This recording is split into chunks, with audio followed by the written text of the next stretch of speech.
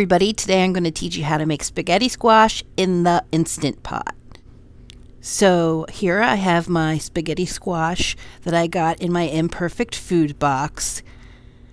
It does have a little bit of scarring on the side, but other than that, it's perfectly fine.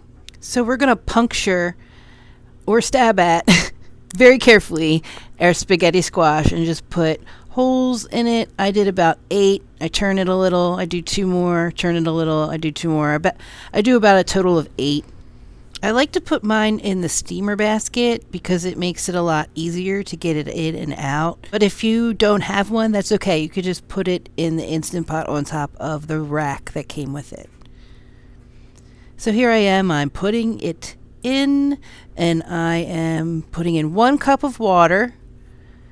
I'm going to close my lid and cook it for 8 minutes. Do yourself a favor and let it cool off in the pot for a little while. Then take it out and let it cool off. I don't cut it until it's cool to the touch because I've burnt myself several times trying to cut it right after taking it out. Learn from me. Don't do it.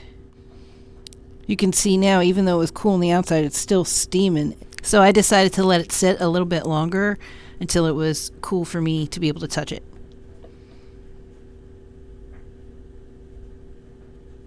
So once I could handle it, I took a spoon and I scooped out the center seeds and guts. And then just go ahead and get messy because it's so much easier just to pull the seeds and the gunk out with your hands. It's so much easier. So as long as you let it cool off, it's the best way to go.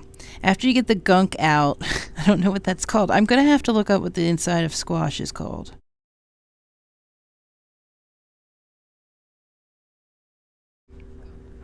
I had to look it up. I need to know what the gunk is called. And it's actually called endocarp.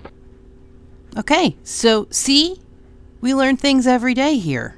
So subscribe and see what else we learn along the way as I grow. Now you see that I am pulling the stringy part of the squash out. You want to separate it from the peel, and you can use a spoon or a fork. Then just discard your peels. And this part here is what we're going to eat. So you can put butter on this. You can put seasonings, marinara sauce. One time I put salsa and guacamole in it and some beans.